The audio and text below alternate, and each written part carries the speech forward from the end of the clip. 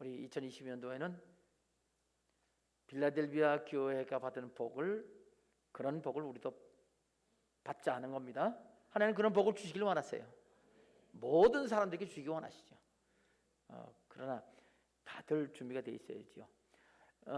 빌라델비아 교회가 어떻게 받았습니까? 거기 그냥 쉽게 이해하는 거는 적은 능력 가지고도 말씀을 지키면서 주의 이름을 배반하지 않았다고 하는 것을 말씀하셨습니다. 말씀을 지킬 때에 인내가 필요한데 인내함으로써 말씀을 지켰기 때문에 하나님께서 빌라델비아 교회의 그 영적인 그 모든 것들을 지켜주시겠다고 그렇게 말씀하셨습니다. 그래서 빌라델비아 교회는 신앙생활하는 교회로서 진짜 본이 되고 복받은 교회입니다. 신앙생활은 두 축으로 되어 있죠. 하나는 일상생활축, 또 하나는 영적생활축. 신앙생활은 일상과 영적이 두 가지로 되어 있습니다. 안 믿는 사람은 일상생활밖에 없죠. 믿는 사람은 이 두 축이 있습니다. 하나님께서 이렇게 우리 이 빌라델비아 교회에 2020년도 그걸 복을 주시겠다고 그랬는데, 자, 이렇게 말씀을 지키려면 말씀을 어떻게 해야 지켜지느냐, 그거를 말씀을 드렸습니다. 말씀을 지키는데 우리가 인내해야지요. 그렇죠. 능력이 적어도요. 맞습니다. 그런데 여러분, 하나님 말씀이 우리가 마음대로 지켜지나요? 우리가 그런 능력이 있나요? 그걸로 우리가 마음이 원하나요? 마음은 원하더라도 그걸 능력이 우리에게 있나요? 바울 사도를 말하기를 원하면 내게 있으나 그것을 행할 능력은 내게 없도다. 그래서 탄식하기를 오호라 나는 공고한 자로다. 누가 이 사망의 몸에서 나를 건져내랴. 그 말은 내가 빨리 육신을 떠나서, 그럼 육신이 죽죠. 떠나가면 내가 이런 탄식 안 하고 살아도 되는데 왜? 바울 사도는 거듭났잖아요. 영이 하나님의 자녀로서 거듭난 그 내적 사람이 있잖아요. 그 영혼입니다. 그럼 영혼이 육신을 빠져나가면 육신의 그 욕심과 교만, 이기심, 그 자기중심적인 그런 삶을 살지 않아도 돼요. 떠나버리니까 그런 게 없어집니다. 오직 하나님의 그 생각, 하나님의 심정으로 살게 돼 있죠. 하늘나라에 가서 삽니다. 그것이 간절한 그런 소망이었는데 바울 사도는 절망의 그 절규를 하다가 그 다음 깨닫습니다. 문제 해결은 바로 믿음에 있다. 그래서 그리스도 예수 안에 있는 자는 결코 정죄함이 없나니 생명의 성령의 법이 죄와 사망의 법에서 우리를 해방시키셨다. 아멘. 그게 아주 믿음의 결정적인 그 내용입니다. 우리는 우리 자신만 바라보면 기쁠 수도 없고 또 만족할 수도 없습니다. 절망뿐입니다. 그러나 예수님을 바라보면 예수님께서 우리가 여전히 육신에게 끌려서 죄를 범하기도 하고 또 주저앉기도 하고 뒤로 자빠지기도 하지만, 그러나 하나님은 우리가 진실로 믿는다면, 목한 신앙이라면 결코 우리를 놓치지 않는다, 내버리지 않는다라는 사실을 우리는 알고 있습니다. 하나님 결국 우리를 포기하지 않습니다. 우리가 주님을 배신하면 주님을 떠나는 거니까 주님께서는 우리에게 종교의 자유, 신앙의 자유가 있다고 그랬잖아요. 그렇게 원하는 대로 해라, 그렇게 말씀하셨습니다. 그러나 행한 대로 받을 줄 알라, 이렇게 말씀하시면서 하나님 말씀을 순종하고 충성하는 게 진짜 복된 일이다라는 것을 말씀을 주고 계십니다. 세상 종말의 심판이 있을 때는 각자 자기가 입으로 자기의 행한 것 그대로 다 고백하고 그 다음 자기 갈 곳으로 갑니다. 최후의 심판은 우리 그리스도인들은 최후의 심판 받지 않습니다. 이미 7년 중간에 공중휴거돼서 거기서 상급 심판 끝냈고요. 휴거되지 못한 사람이어서 참 어두운 가운데 이를 갈며 있을 수밖에 없는 상황, 후 3년반 동안에 그 재앙 속에서도 그래도 나는 예수를 이제라도 믿어야 되겠다 그러면 그다음 순교당해야 돼요. 그냥 순교가 아니고 무진 고통과 고난, 괴로움, 고문 가운데 오히려 죽는 게 복되다고 하는 그런 상황 가운데 들어갑니다. 하나님이 우리에게 원하시는 것은 그런 고난 가운데 있지 말고 7년 환난 중간에 주님 공중 강림하시면 모두 부활, 변화, 휴거되는 겁니다. 그러면 그 교회, 저 교회입니다. 아담 하와서부터 예수님께서 공중 강림할 때까지 그 모든 믿는 사람들, 이전에 죽은 사람은 부활하고 그때까지 살아남은 사람은 변화돼서 함께 공중에 이끌려 올라가서 주님을 영접하게 되는데 그 교회는 그리스도의 신부가 됩니다. 자, 이제 이렇게 필라델피아 교회에 주신 복 우리가 받으라고 하시면서 또 우리들에게 그 필라델피아 교회가 이렇게 말씀을 지킬 수 있는 그 근본 그 원리는 뭐냐? 예수님을 본받는 것이었다고 그렇게 말씀하셨습니다. 필라델피아 교회를 향해서 말씀하시기를 예수님께서 당신은 거룩하신 분이요 진실된 분이라고 말씀하셨습니다. 거룩함과 진실됨을 본받으면 필라델피아 교회처럼 되는 겁니다. 거룩함은 하나님밖에 없습니다. 하나님께 우리 자신을 드리면 거룩하게 되고 또 하나님 영광을 드러내고 하나님 중심으로 살면 거룩하게 되는 겁니다. 거룩하지 않으면 하나님께 심판을 받게 돼 있어요. 최소한 예수님은 나의 주님이십니다. 모든 사람 앞에서 변함없이 고백하는 신앙이 되어야 있고 그 다음 계속해서 상급을 바라는 삶이 되어야 됩니다. 지난 한 주가 동안 5일 동안 신년 축복 기도회 때에 요한계시록에 있는 7복 7가지 복에 대해서 여러분에게 말씀드렸습니다. 주제를 따지면 4가지라고 그랬어요. 신앙생활의 복, 그 다음 천국 구원의 복, 천국 상급의 복, 그리고 천국 상급을 받는 원리. 하늘나라에는 높은 자리도 있고 낮은 자리도 있고 또 사람은 영적으로 큰 자도 있고 작은 자도 있고 그래서 우리는 이렇게 영적으로 큰 자가 되어야 되고 높은 자리를 사모하는 마음이 있어야 되는데 중요한 거는 그것을 목적으로 삼으면 안 됩니다. 사모하긴 해도 목적으로 삼으면 안 돼요. 왜냐하면요, 그걸 목적으로 삼으면 다른 것들은 다 수단이 돼버립니다. 근데 여러분, 우리 사는 목적이 뭐예요? 하나님 영광을 위해서, 간단히 말하면 하나님을 위하여, 하나님을 위해 사는데 그게 목적이 되지 않고 상급을 쌓으면 상급은 뭐예요? 내가 받는다는 거잖아요. 아니요, 우리 목적은 하나님 영광을 돌리는 겁니다. 하나님을 위해서 사는 겁니다. 하나님과의 사랑의 관계를 우리는 삶의 목적으로 삼아야 돼요. 어떻게 해야 됩니까? 예수님께서 오셔서 하나님이 어떤 분인지 알려주시고 하나님을 대하여 어떻게 살아야 되는지를 보여주셨어요. 예수님은 말씀하십니다. 나는 온유하고 겸손하니 내 멍에를 메고 내게 배우라. 예수님을 본받으면 바로 그렇게 거룩하게 되고 진실하게 되고 그것이 곧 빌라델비아 교회가 받은 복이 되는 겁니다. 거룩함을 본받으시기 바랍니다. 진실된 예수님의 삶을 본받으십시다. 자, 그렇게 해서 이제 오늘까지 왔습니다. 오늘은 요한계시록 11장 18절 말씀을 가지고 언제 상급을 받나? 우리가 상급 받는 얘기 했잖아요. 언제 받지? 그거 알아야 돼요. 상급을 언제 받는지. 자, 그러면 오늘 본 말씀 드리고 상급 받는 거 언제 받는지 알아야 우리가 기도도 하고 그럴 거 아니에요? 그리고 상급 받는 종류에 대해서 여러분에게 말씀을 드렸습니다.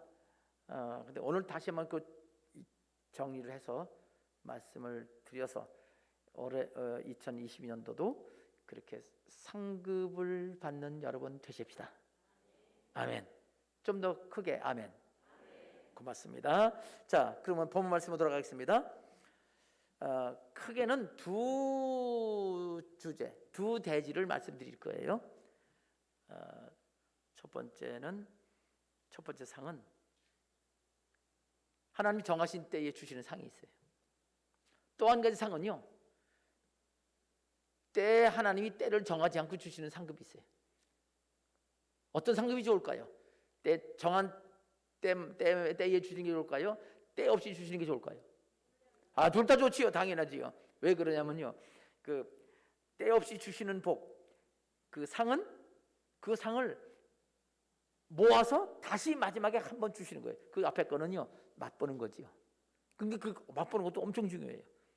맛볼 수 있어야 나중 상급도 그 맛을 알 수 있게 되는 거니까요. 자, 이제 첫 번째 말씀을 보겠습니다. 오늘 본문 말씀입니다. 본문 말씀 보니까 요한계시록 11장 18절이죠. 함께 읽겠습니다. 시작. 이방들이 분노하며 주의 진노가 내려 죽은 자를 심판하시며 종 선지자들과 성도들과 또 작은 자든지 큰 자든지 주의 이름을 경외하는 자들에게 상 주시며 또 땅을 망하는 자들을 멸망시키실 때로소이다 하더라. 아멘. 요한계시록 11장 18절 지금 읽었습니다, 우리. 그런데요, 여기 보니까 이방인들이로 시작한 말이 쭉 가면서 다나 요로 끝나는 게 맨 끝에 라로 끝나네, 그죠? 하더라. 이게 한 문장이에요. 우리 성경의 11장 18절은 제가 이거를요 한 수백 번 읽고 또 읽고 또 읽고 했을 거예요. 이 구절을 내 신앙생활을 하는 도중에 중간에 이게 진짜 복잡해요, 내용이. 그러다가 이제 원어를 보고서 이렇게 해석하니까 훨씬 간단해요. 그래서 지금 우리 요한계시록 11장 18절을 제가 직접 번역한 거, 원어를 가지고 한 걸 알려드릴게요. 여러분 그 성경책을 보세요. 화면을 보시든가. 맨 처음에 뭐라고 시작하죠? 이방들이지요. 자, 그러면 제가 번역한 거예요. 사역이라고 그래요. 개인이 번역했다. 자, 맨 처음에 그리고로 시작합니다. 그 요한계시록은요, 그리고가 엄청 많이 나와요. 그리고 계속 그리고예요. 원래 그 헬라 사람들이 그리고를 좋아해요. 자, 그리고 이방들이 분노했다. 딱 끝났네요, 그죠? 그걸 끝났어요. 그러니까 우리는 이방들이 분노하매 그랬죠. 그건 맞는 얘기예요. 분노하매. 그래도 하매라는 말은 했기 때문에 그 말이잖아요. 그런데 여기 원어를 읽으면 그리고 이방들이 분노했다. 딱 떨어지니까 분노했구나. 화를 내는구나. 계속 읽을게요. 여러분 비교해 보세요. 그리고 주님의 진노가 임했다. 그러면 연결하면요, 이방 하나님을 안 믿는 사람들이 분노한 거예요. 하나님을 향해서, 교회를 향해서. 요즘 우리 대한민국 상황하고도 비슷해요. 뭐 다른 아랍 계통이나 그것도 아주 더 하지요. 지금 내 공산주의나 이 좌파들도 똑같아요. 똑같은 그 마귀 역사가 뒤에 있어서 그렇습니다. 자, 다시 처음부터 합니다. 그리고 이방들이 분노했다. 그리고 주님의 진노가 임했다. 분노하니까 하나님 분노하니까 하나님 진노가 임한 거예요. 그 다음 계속합니다. 그리고 죽은 자들에게 심판하실 때가 임했다. 하나님이 분노했기 때문에 진노하시는데 죽은 자들을 심판하는 때란 말이에요. 그 때가 바로 신년. 죽은 자들이란 영적으로 구원받지 못한 사람들, 영적으로 죽은 자를 말하는 거예요. 예수 그리스도를 진실로 믿어야 그 영혼이 거듭나서 살아나는데, 죽은 자들은 영적으로 죽은 자들. 그러니까 이거는 육신이 죽은 자 말하는 거 아니에요. 이 땅에 살아있는 불신자들을 말합니다. 하나님이 심판하시다고 해요. 왜 그러냐? 이들이 하나님 향해 분노하니까. 지금도요, 예전하고 달라요. 저 중고등학생 때 전도하면요, 그러냐고 고맙다고 그러고 갔어요, 다들. 요즘엔 죽은 찐 내버리고 그러잖아요. 이 세상이 그렇게 좀 악해졌습니다. 그리고 주의 종 선지자들에게, 또 성도들에게, 또 주의 이름을 경외하는 작은 자들과 큰 자들에게 상 주실 때가 임했다. 그리고 땅을 망하게 하는 자들을 멸망케 하실 때가 임했다. 이렇게 돼 있어요. 딱딱 끊어지지요. 끊어진 그 문장을 보면 하나, 둘, 셋, 넷, 다섯, 여섯, 일곱 문장을 짧은 거를 우리말로 쫙 연결해가지고 하매, 시며, 또 며, 그렇게 계속 이었어요. 짧으니까 좀 이해하기 쉬워요. 근데 이어지는 건 내용은 똑같아요. 훨씬 이해하기가 쉽습니다. 짧게 자르면. 한 번 더 알려드릴게요. 적을 사람 적으라고 제가 이렇게 하는 거예요. 그리고 이방들이 분노했다. 그리고 주님의 진노가 임했다. 그리고 죽은 자들에게 심판하실 때가 임했다. 그리고 주의 종 선지자들에게 또 성도들에게 또 주의 이름을 경외하는 작은 자들과 큰 자들에게 상 주실 때가 임했다. 그리고 땅을 망하게 하는 자들을 멸망케 하실 때가 임했다.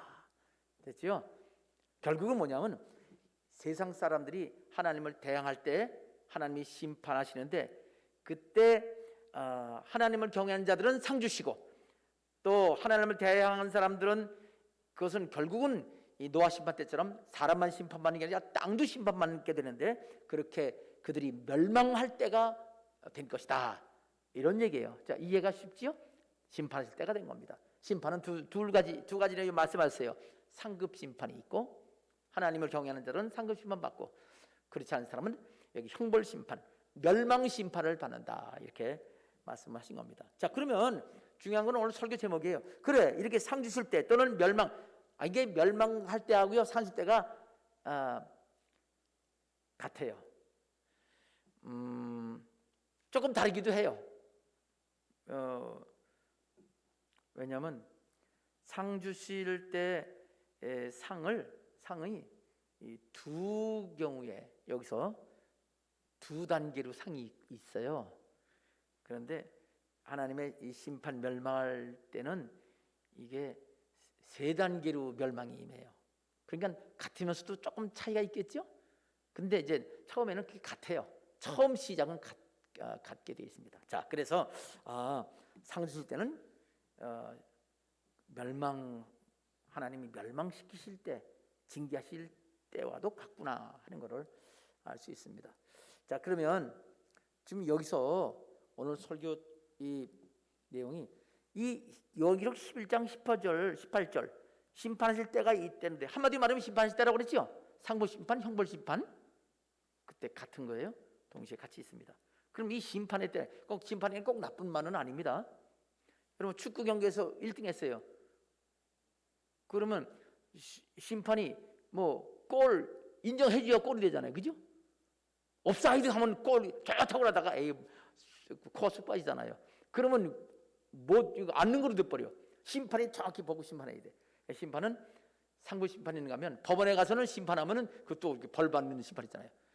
게임할 때 심판하고 법원의 심판이 조금 느낌이 다르죠?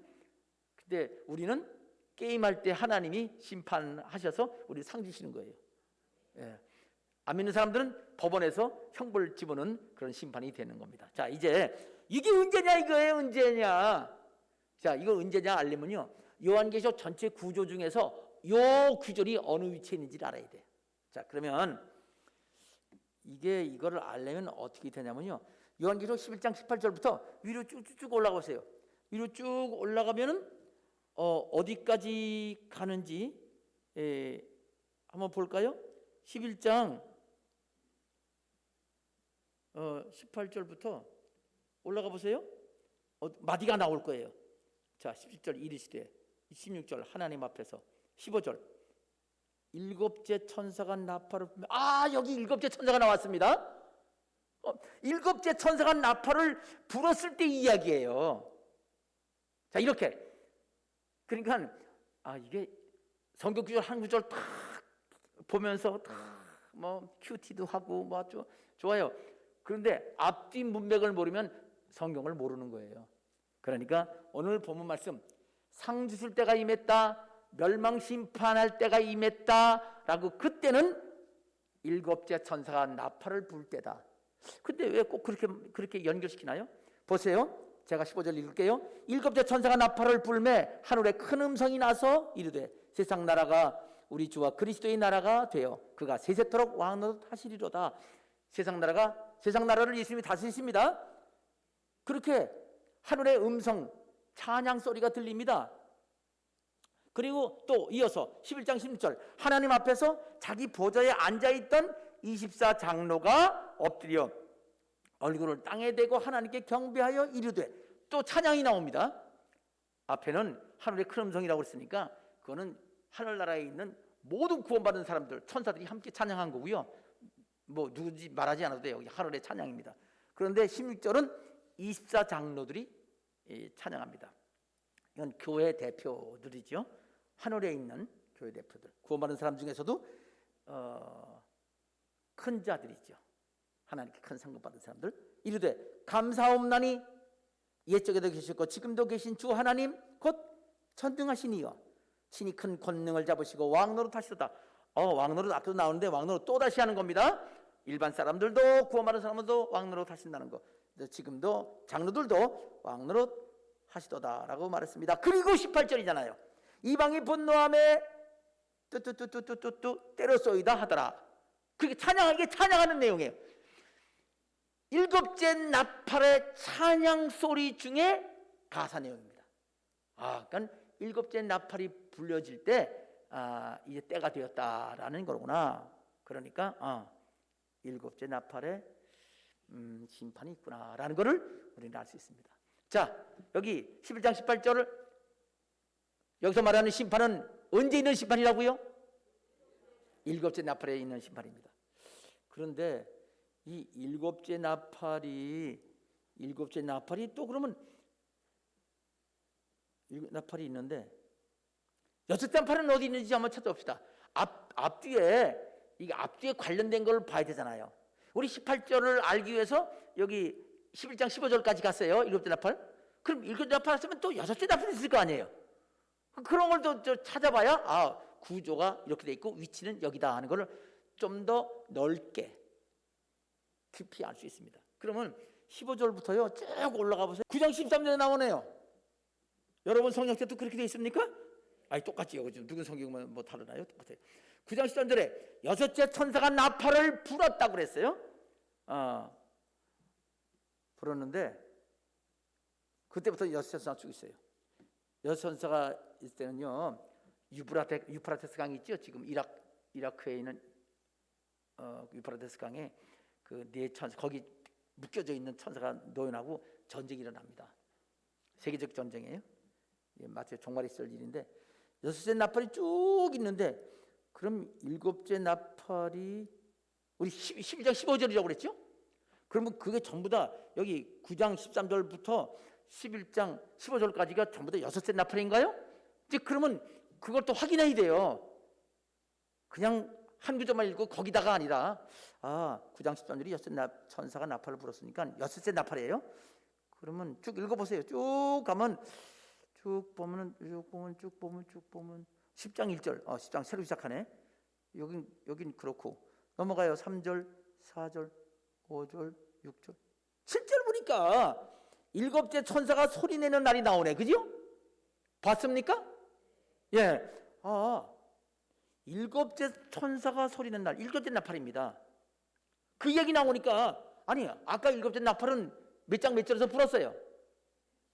11장 15절에서 불렀지요? 그럼 이건 뭐예요?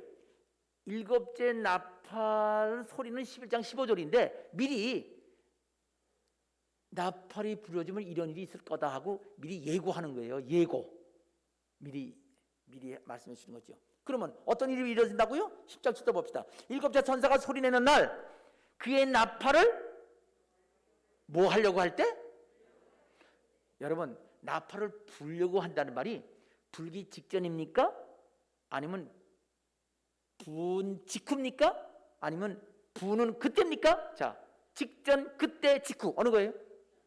직전이죠. 이거 너무 쉬운 거 미안합니다. 너무 쉬운 거 물어서. 이거 직전이에요. 직전에. 그럼 일곱 천사가 소리내는 날 그의 나팔을 불려고 할 때 나팔을 불기 직전에 어떤 일이 있어요? 하나님이 그의 종 선지자들에게 전하신 복음과 같이 하나님의 비밀이 이루어진다는 거예요. 하나님의 비밀이 이루어지는데 언제? 나팔 직전, 나팔 그때, 나팔 직후. 나팔 직전이네요. 나팔 직전이네. 그러면 나팔 직전? 나팔 불 때는 무슨 일이 일어나나요?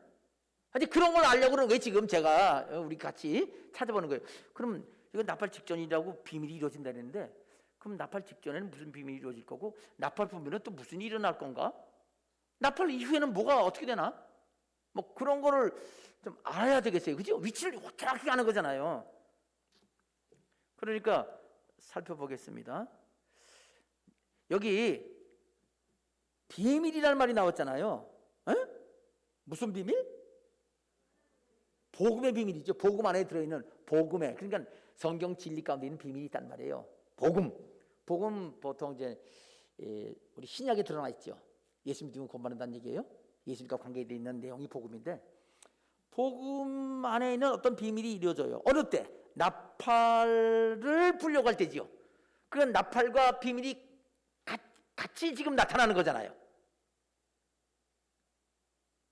나팔 분류할 때. 그래서 말이에요. 그래서요, 제가요, 지금 이 나팔을 지금 나팔하고요, 비밀을 성경에 다 찾았어요. 나팔도 나오고 비밀도 나온 걸 딱 둘을 같이 찾아왔어요. 둘 다 있는 걸. 그랬더니 딱 한 구절이 있어요.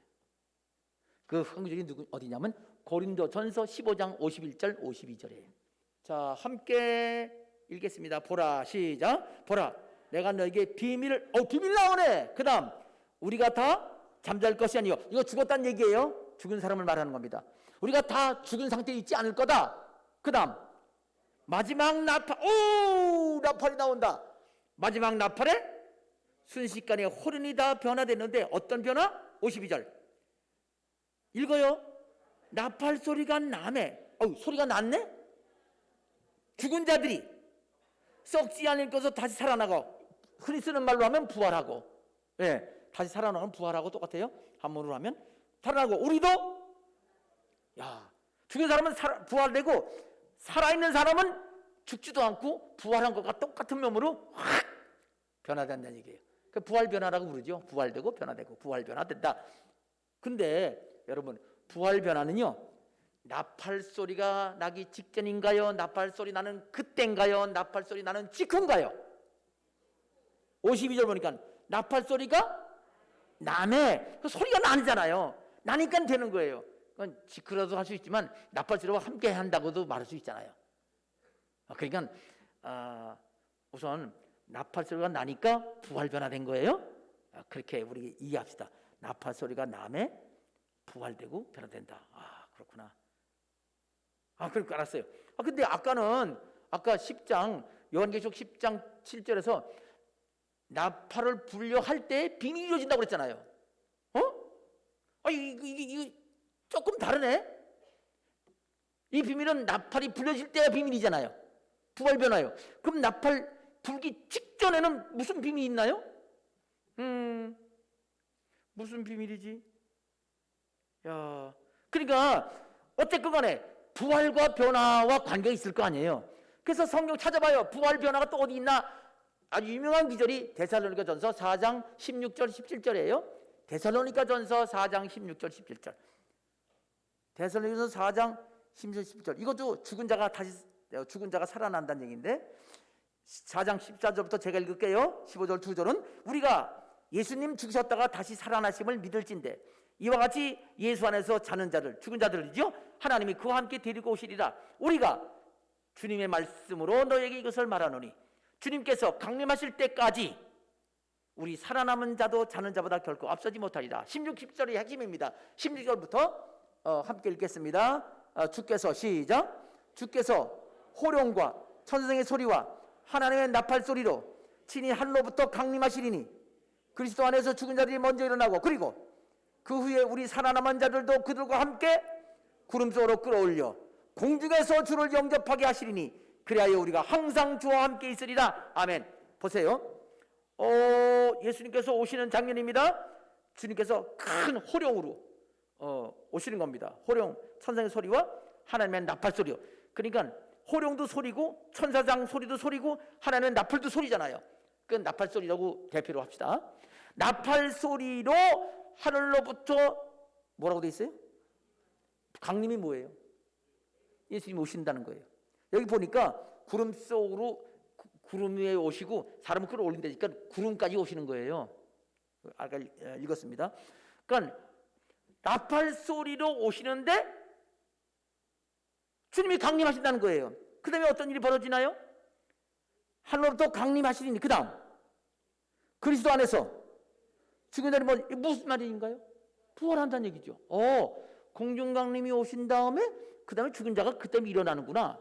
그 다음에 그 후에 우리 살아남은 자들도 그와 함께 그룹에서 끌어올린다고 했으니까 살아남은 자도 올리기 전에 먼저 이 육신, 썩을 육신이 아니라 변화돼서 올라가잖아요. 아까 51장 고린도전서 15장 51절 52절에서 변화된다고 했잖아요.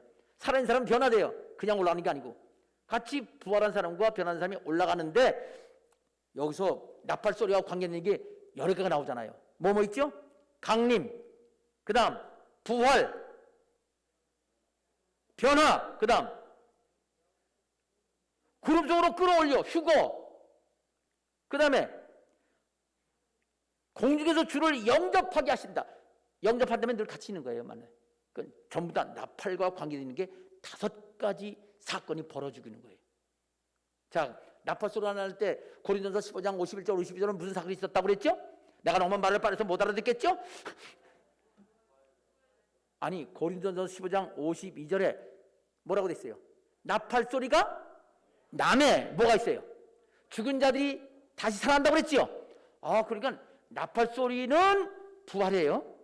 그럼 부활하기 직전 나팔 소리 날려고 할 때 직전에는 요 앞에 무슨 사건이 있죠? 여기 보세요. 16절에 죽은 자들이 먼저 일어나고 전에 뭐라고 돼 있어요?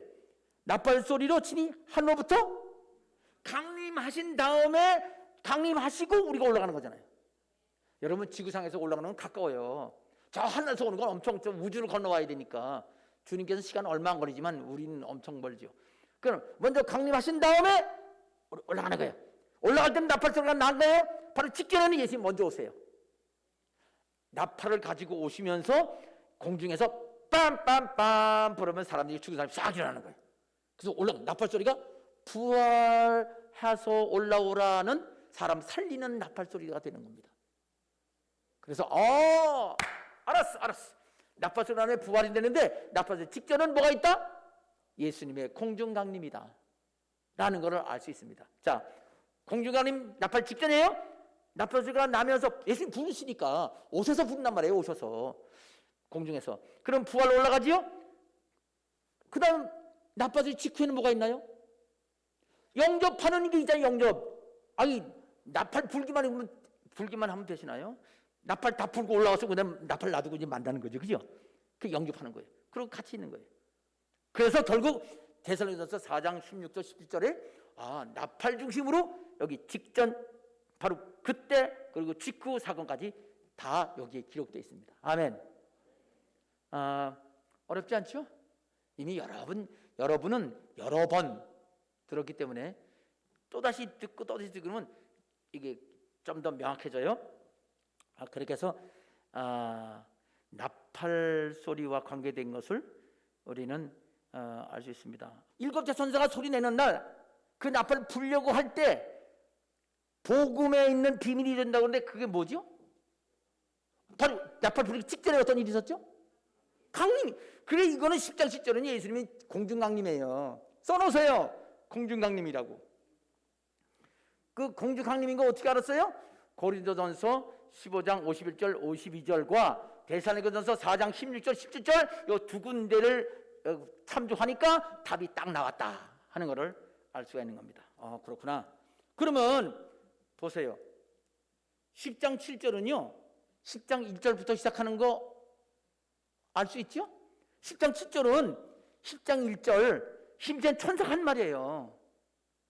10장 1절 내가 또 보니 힘센 다른 천사가 구름을 입고 하늘에서 내려와서 그 천사가 하나님을 향해서 맹세하면서 말하기를 17절에 7째 천사가 소리내는 날 바로 이런 비밀이 이루어진다고 했기 때문에 10장 1절부터 계속되는 내용이란 말이에요. 여기서 제가 강조하는 건 뭐냐면 6째 나팔은 9장 몇 절이었죠? 13절에 6째 나팔이 분 다음에 그 다음에 그것이 6째 13절 쭉 읽다 보면요 그게 마지막까지 가요. 21절까지 그게 같은 한 사건이에요. 이 유브라데 강 전쟁입니다. 마병대 전쟁인데 그때까지 함께 이루어지는 건 그러면 정확합니다. 근데 10장 1절부터는 그거는 일곱째 나팔과 관계가 있는 부분이다라는 것을 우리가 이제 알게 된 거예요. 거기까지. 그러니까 7째 나팔은 10장 1절부터 시작되는 거예요. 아니 진짜 나팔 부는 거는 11장 15절이에요. 19절까지 진짜 나팔은. 그런데 그걸 미리 앞에서 설명해 준 거란 말이지요. 설명을 미리 한 거야. 알겠죠? 그래서 이렇게 좀 구조를 생각하면서 하면은 나팔은 11장 15절에 불렸지만 실제로 나팔과 관계되는 10장 1절부터 1절 나팔이 관련되어 있는 거구나 라는 것을 알 수가 있는 겁니다. 자, 그렇게 해서 그러면 여기 지금 상 주실 때가 심판하실 때가 임했다고 얘기했잖아요. 그리고 이게 언제냐 하는 거를 확인하기 위해서 지금 우리가 살피고 있는 거 있었잖아요. 그래서 이방들이 분노했다 뭐 이런 거를 얘기하면서 이게 11장 18절은 일곱째 나팔이라는 걸 처음 얘기했어요. 기억하지요?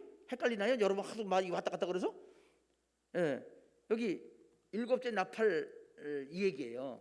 그러니까 바로 요걸 확인하기 위해서 일곱째 나팔에 심판하실 때가 있고 그때가 주님 공중 강림이 있고 부활변화 휴거가 있고 그리고 그 다음 영접하는 일이 있고 그 다음부터 주님과 함께 있겠다라는 거를 우리가 여기서 확인을 한 겁니다. 지금 우리 본문 말씀의 위치를 지금까지 확인한 거예요. 자, 요한계시록에 4 기둥이 있다고 그랬죠? 뭐죠? 교회, 임봉, 나팔, 대접이죠. 교회는 교회 시대예요. 지금 우리 시대예요. 2000년 그렇게 시대죠. 그 다음에 7년 환란이 시작되면 임봉이 시작돼요. 7임봉. 그 다음 7명 끝나면 7 나팔이 나와요. 7 임봉 나팔이 전 3년 반이에요. 그래서 중간 7년 중간이 7째 나팔이에요. 그럼 나머지 후 3년 반은 7 대접이에요. 그러니까 7째 나팔은 7년 환란 중간이다 이 말이에요. 결국 7째 나팔이면 7년 중간이라고 그랬지요. 자 보세요. 그러면 휴거돼서 올라갔죠? 그 공중에서 만날 거 아니에요. 구원받은 사람들은 거기서 뭐 하나요? 마태복음에 보면 25장 1절부터 13절까지가 공중강림이에요. 열처녀 비유 신랑 맞으러 나온다 그 얘기예요. 공중강림인데 그 다음 달란트 비유가 나오는데 그 달란트 한 달란트 두 달란트 5달란트 달란트 비유는요 바로 공중강림이 있고 부활변화 휴거돼서 공중에서 그리스도인들이 상급 심판 받는 거예요. 요한계시록 보면 그 후 3년만 동안에 지상에서는 엄청난 재앙이 하나님의 재앙을 내리시는 거예요. 재앙을 막 내립니다. 그 대접 때 바닷고기 다 죽어요. 바닷고기가 다 죽으면 얼마나 심각해요. 배도 다 깨지고 다니는 배가 없어져요. 그렇게 하나님께서 이 세상을 징계를 하십니다. 그리고 휴거되지 못한 사람 바로 분노해서 여기 이방이 분노해서 그 늦게 예수 믿는 사람들 고문하면서 괴롭히면서 죽이는데 주님 말씀하셨잖아요. 죽는 자들이 복이 있다 이 말은 그냥 천국 간다는 뜻이 아니라 극심한 고통을 멈추는 거기 때문에 복이 있다 이렇게 말씀하신 거예요. 순교가 심하게 된다는 얘기죠. 그전에도 순교가 있긴 있는데 그렇게 괴롭히진 않아요. 그러니까 하나님께서 우리가 원하시는 거는 지금 이제 공중에 7년 환란 동안에 그 전에 예수 믿는 사람들이 부활변화돼서 공중에서 상급 심판 받기를 원하십니다. 그렇게 안 되면 이 땅에서 재앙을 받습니다. 늦게 예수 믿어도 재앙이에요.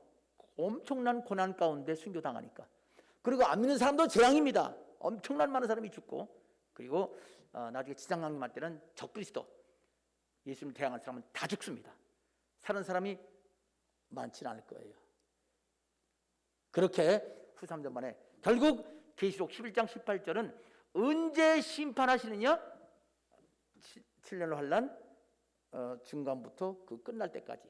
끝나면 어떻게 됩니까? 지상 강림하시죠. 그 후 3년 반 동안 공중에서 상급 심판이 있고 지상에서는 형벌 심판이 있다라는 사실을 우리가 지금 여러분에게 구절을 통해서 말씀을 드렸습니다. 자, 지금까지 첫 번째 교훈 그건 뭐냐? 여기 계시록 10장 18절에 상 주실 때가 아니 심판하실 때가 임했다. 이거는 7년 하는 중간에 공중 강림하시면서 그 후 3년 반 동안의 일이다. 그때의 상급심판과 형벌심판, 멸망심판이 있다라고 말씀드렸습니다. 자, 이제 그러면 아직도 시작 안 됐어요? 그때 상 받는 거라군요. 그런데요, 또 다른 상이 하나 있어요. 지금은 정말 예수님이 재림하실 때 있을 상이에요. 그러나 그거 말고 때 없이, 정해진 때 없이 우리 일상생활 가운데 때마다 일마다 상급받을 때가 있습니다. 자, 그거는 이 주보의 요절을 가지고 설명하겠습니다. 주보의 요절 보면 요한계시록 22장 12절이죠. 요한계시록 22장 12절입니다. 그러면 한번 같이 읽읍시다. 22장 12절 보라, 시작. 보라, 내가 속히 오리니 내가 줄 상이 내게 있어 각 사람이 그가 행한 대로. 여러분, 예수님이 속히 오신다 그러면요, 속히 오신 거예요. 근데 많은 사람들이 이걸 공중강림, 지상강림으로 착각합니다. 속히 오시는 것은 속히 오시는 거예요. 진짜 말 그대로. 어떻게 속히 오시나요? 가장 쉽게 말씀드리면요, 시편 70편 5절하고 시편 141편 1절을 해석 열쇠로 삼으면 간단해요. 제가 이렇게 설명한 건 오늘 처음인데, 자, 제가 읽어드릴게요. 시편 70편 1절에 70편 5절에 이렇게 말했습니다. 다윗이 한 시입니다. 나는 가난하고 궁핍하오니 하나님이여 속히 임하소서. 어떻게 임하소서? 주는 나의 도움이시여 나를 건지시는 이시오니 여호와여 지체하지 마옵소서. 속히 오라는 거예요. 언제? 다윗 자기 시대 때. 지금부터요 3000년 전이에요. 그때부터 하나님 속히 오시라고 해서 그 다윗이 응답 받은 거예요. 그게 속히 오는 겁니다. 구약 열쇠로 삼은 거예요. 해석 열쇠로. 시편 70편 5절로. 그 다음 시편 141편 1절로 보면요, 거기 또 똑같은 그런 해석 열쇠가 나와 있습니다. 이렇게. 그것도 다윗의 시입니다. 여호와여 내가 주를 불렀사오니, 따라서 합시다. 속히 내게 오시옵소서. 속히 오시겠네, 그죠? 언제? 다윗이 기도하는 거예요. 속히 오셔달라고. 내가 주께 부르짖을 때에 내 음성에 귀를 기울이소서. 141편 2절에 나의 기도가 주님 앞에 분향함같이 되며 나의 손드는 것이 저녁 제사같이 되게 하옵소서. 내가 제사드리고 기도할 때에 하나님 지금 오셔서 응답하시옵소서. 다윗이 그렇게 기도했어요. 그때 응답 받았겠어요? 안 받았겠어요? 당연히 받았죠. 그래서 왕 됐잖아요. 그리고 왕대 때 문제 해결 받았잖아요. 지금 우리에게 있을 말씀은 내가 속초리라 하는 말씀은 구약에 있는 말씀 그대로예요. 그래서 우리도 지금 주여 지금 문제가 있습니다. 속히 오셔서 구원하십시오. 그러면 주님께서 속히 오셔서 오늘 여기 이 말씀대로 각 사람에게 상을 주는데 그 상은 행한 대로 받는다. 근데 속히 오셔서 상을 주나요? 원래 우리는요, 상이라는 건요, 우리는요 잘하는 사람 한 사람만 주는 게 상이잖아요. 몇 사람만?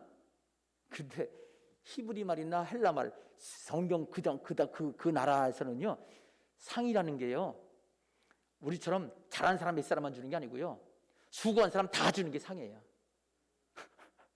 개념이 달라요. 그래서 그거를 보응이라고도 말하고 보수라고 말해요. 자기 수고한 대로 받는 게 보수예요. 그걸 똑같이 상이라는 말로 씁니다. 상이 운동경기 잘해서 1등도 상이고요, 직장 다니면서 열심히 일하는 사람 받는 월급도 상이에요. 그게 원래 성경의 개념이에요. 우리나라 개념하고 좀 달라요. 요즘 개념하고 달라요. 그래서 하나님은 이 땅에서 수고한 대로 하나님께서 갚으시는 게, 하나님이 직접 갚으시는 게 상이라는 걸 알고 여러분 문제가 있을 때마다 하나님 앞에 기도해서 상 받기를 주님의 이름으로 축원합니다. 두 가지 말씀드렸습니다. 하나는 종말에 임하는 전체 상, 그러니까 다 그동안 평생 살던 거 다 상 모아서 큰 상을 주시는 거고, 이거 지금 우리 계시록 20장 10절은 일마다 때마다 필요한 거 하나님 오셔서 문제 해결해 주시는 것이 상인데, 이것도 상이란 말은 우리가 수고하는 것이 있어야 상을 주시는 거지. 맹탕 지 멋대로 살다가 아프면 주여 치료해 주십시오. 예수님 채찍 맞고 나음을 입었습니다. 그러면 야, 그러면 내가 치료한 건 너한테 받도록 네가 손을 내밀어 받아 그릇을 받아야지. 말로만 소리만 지르면 되냐? 어? 믿기만 하면 천국까지만, 진실을 믿으면 천국까지만. 상 받는 거는 수고해야 받는다, 인내해야 받는다. 그래서 기도하고 하나님께서 사는 사람이 기도 응답받고 상 받고 문제 해결받고 하나님의 영광이 드러나는 것을 믿으시기를 주님의 이름으로 축원합니다. 기도하겠습니다.